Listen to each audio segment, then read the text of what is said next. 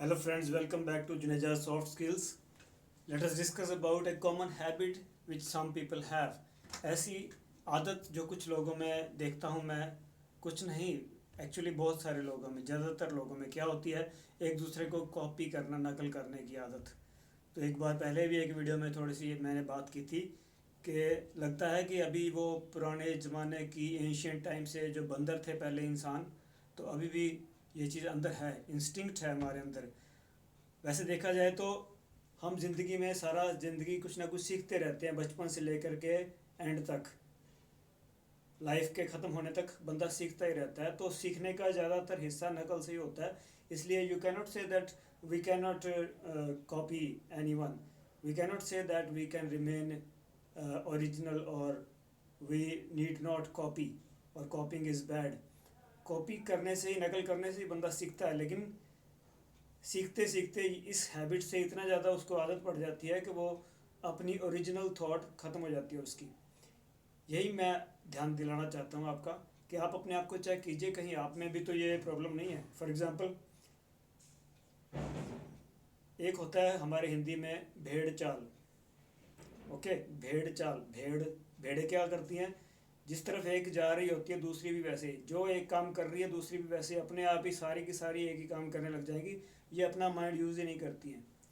तो एक बात मैं, बड़ी इंटरेस्टिंग मेरा अपना विचार है, मैं दो बातें मैंने जोड़ी अपने आप के, आप देखिए आपको कैसा लगा मेरी ये बात। कि मैं बोलता हूँ कि भीड़ जो होती है वो भेड़ों की तरह होती है, इसलिए मैं ज़्यादातर भीड़ से दूर रहता हूँ। जो काम भीड़ कर रही होती है, मैं आम तौर पर वो काम नहीं करता हूँ। और मैं अपनी बात नहीं कर रहा हूँ, और भी बहुत सारे मिलेंगे आपको लोग जो भीड़ के पीछे नहीं जाते हैं, जो सब लोग कर रहे हों। तो मैं यही देखता हूँ कि जहाँ ज़्यादातर भीड़ होती है, तो वहाँ पर भीड़ की मैंटेलिटी भीड़ वाली होती है। सिंगल बंदे का माइंड नहीं काम करता वहाँ पर, भीड़ का अपना ही माइंड होता है। ये इंग्लिश में भी एक थॉट है कि mob has its own mind. Mob ऐसे ही भीड़ को बोलते हैं जो नियंत्रण में ना हो, जो नॉर्मल से थोड़ा हाई लेवल पे। और आप देखोगे, कभी आप याद करके देखिए, कभी भी जब आप ग्रुप में बैठे हो, बहुत बड़ी भीड़ की बात छोड़ो, थोड़े से भी 8-10 लोग भी बैठे हो, तो आपको फील नहीं होता कि आपका माइंड नॉर्मल तरीके से काम नहीं कर रहा। मुझे तो ऐसा फील होता है, वो नॉर्मल से हट जाता है। या तो ऐसे बोले कि इस तरह से लाइन से हट जाता है, या फिर इस तरह से। और मैं मानता हूँ कि दोनों तरह से होता है। ऐसे भी अपना जो सोचना है वो भी नहीं सोच रहा होता, कुछ और सोचने लग जाता है। मोस्टली जो भीड़ सोच रही होती है, किसी एक उनमें से भी किसी एक ने कुछ बोल दिया जो थोड़ा सा डोमिनेटिंग होगा, लीडिंग क्वालिटी वाला, उसने जो बोल दिया उसका असर सब पे हो जाता है। ये नेचुरल होता है, ये टेंडेंसी, ये इंस्टिंक्ट ही है हमारे, मेरे ख्याल में। ये भी, इसको आप मॉब इंस्टिंक्ट बोल सकते हैं। और ये भी एनिमलिस्टिक टाइप की है, पुराने ज़माने से चली आ रही है। तो माइंड अपनी बात सोचना बंद ही कर देता है, उसके पीछे लगना शुरू हो जाता है। Okay, one I think human mind is inclined to follow the leader when in a crowd. तो इसीलिए मेरे ख्याल में, इसीलिए आज अभी आपके सामने ये बैठ के सोच रहा हूँ कि जो लोग अकेले रहना चाहते हैं उनके पीछे ये चीज़ भी छुपी होती है, डायरेक्टली या indirectly, to maintain their originality, original thinking, to not get affected by the other people's thinking. आप अपने विचार मुझे बताइए कमेंट में कि आपका क्या मानना है। आप मेरी बातों से सहमत है? डू यू अग्री और डिसअग्री, और अग्री टू सम एक्सटेंट, और वाट एवर, डू टेल मी। तो भीड़ एक कुछ और बहुत सारे इंसिडेंट आपने देखे होंगे हिस्ट्री में भी, लाइफ में भी, आज भी अक्सर आपको देखने में मिल जाएगा।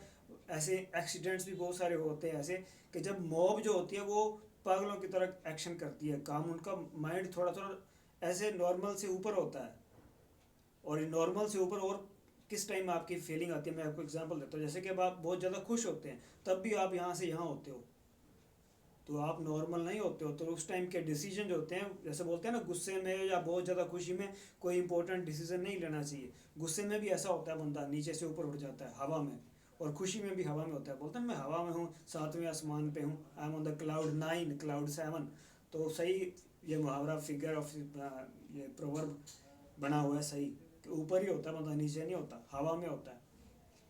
तो that is something normal, and one does not think logical in that time, in that moment, in such a moment when one is in a company of big crowd, even a small group that also has something like that. बड़ी भीड़ का तो कहना ही क्या है।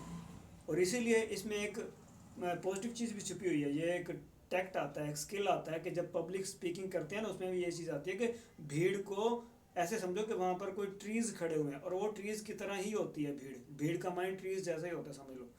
तो ये दोनों बातें जुड़ गई ना आपकी। I think you would agree with me on this. And if you don't do not tell me, if you have your own ideas, do tell me. अपने विचार आप मुझे बताइए कि आपको मेरी बातें कैसी लगी।